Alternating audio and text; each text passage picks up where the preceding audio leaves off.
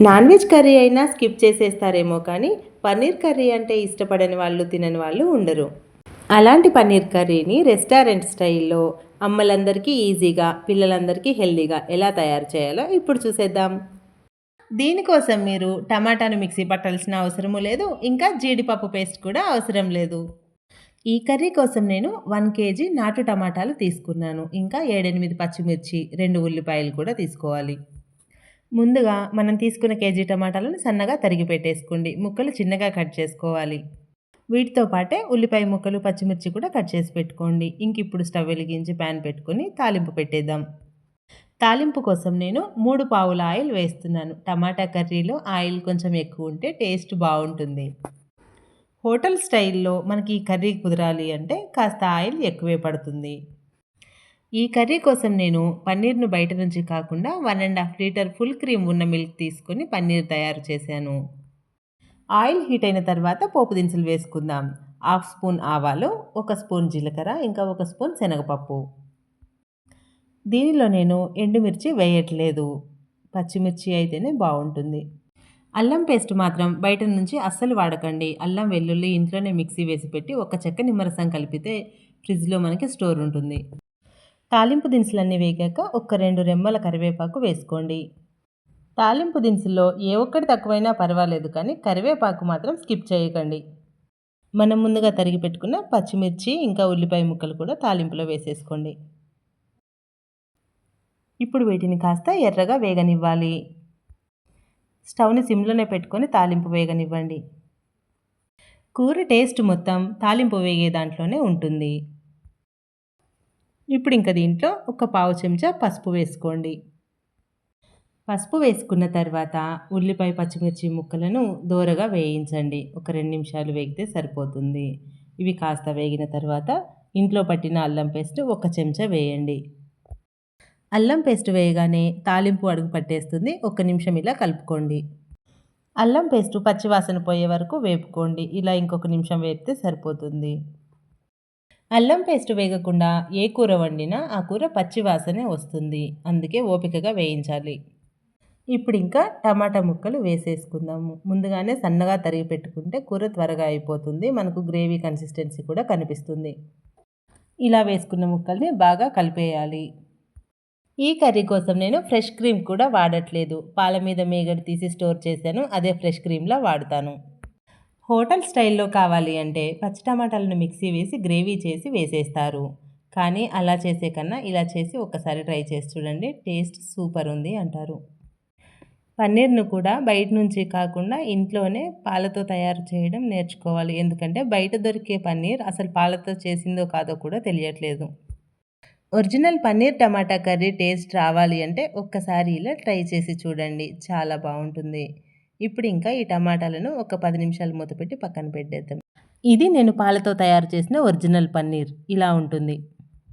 ఇప్పుడు ఇంకా దీనిని కడాయిలో ఆయిల్ హీట్ చేసుకొని పన్నీర్ ముక్కల్ని వేయించేసుకోవడమే. పన్నీర్‌ని మనం బాగా రెడ్ కలర్ వచ్చే వరకు కాకుండా లైట్ గోల్డెన్ కలర్ వచ్చే వరకు వేయించుకోవాలి. ఈ కలర్ వస్తే సరిపోతుంది. ఇంక తీసేద్దాం. నేను తీసుకున్న 1.5 లీటర్ పాలతోనే ఇంత పన్నీర్ తయారు చేశాను. ఇప్పుడు ఇంకా టమాటా ముక్కలు ఉడికాయేమో చూద్దాం. 10 నిమిషాలు స్టవ్ సిమ్‌లో పెట్టేస్తే టమాటా ముక్క మెత్తగా ఉడికిపోతుంది.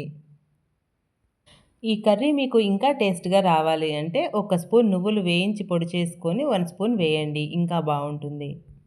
చూడండి, టమాటా ముక్క ఉడికిపోయింది కదా! ఇప్పుడు దీనిని మనం వెజిటబుల్ స్మాషర్ తీసుకొని ఇలా లైట్‌గా ప్రెస్ చేస్తే మనకు గ్రేవీలా వస్తుంది. హోటల్ స్టైల్ కర్రీని మన చేత్తో మన పిల్లలకు చేసి పెట్టాలి అంటే ఈ మాత్రం కష్టపడాల్సిందే. ఇలా 1 నిమిషం పాటు లైట్‌గా మెదుపుకుంటే సరిపోతుంది. మనకు గ్రేవీ బాగా వస్తుంది. ఇలా రెడీ చేసిన గ్రేవీలో పన్నీర్ ముక్క ఉడికితే ఒక్కో ముక్క ఒక్కో మటన్ ముక్కలా ఉంటుంది. ఇలా మెదుపుకున్న తర్వాత ఈ గ్రేవీలో 1 చెంచాన్నర వరకు ఉప్పు వేసుకోండి. నాటు టమాటాలు కాబట్టి కాస్త ఉప్పు ఎక్కువగానే పడుతుంది. చెంచాన్నర ఉప్పుతో పాటు 2 చెంచాల వరకు కారం వేస్తున్నాను. పచ్చిమిర్చి కూడా వేసాం కదా, సరిపోతుంది. ఉప్పు, కారం మాత్రం చూసి వేసుకోండి. ఎవరి అభిరుచికి తగ్గట్టు వాళ్ళు.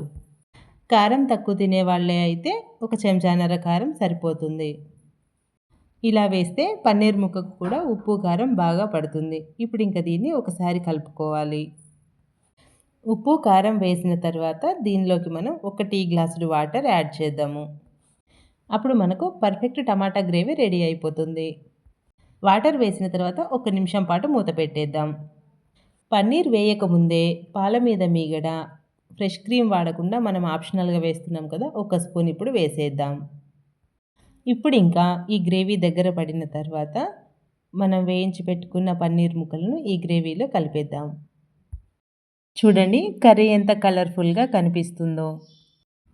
ఈ కలర్లో వేయించుకుంటే పన్నీర్ విడిపోవడం ఉండదు, అలా అని గట్టిగా అవ్వడము ఉండదు. టమాటా గ్రేవీ పన్నీర్ ముక్కలకు పట్టే వరకు ఒక 2 నిమిషాలు ఉడకనివ్వండి. ప్రతి ముక్క గ్రేవీలో మునిగేలా కలుపుకోండి.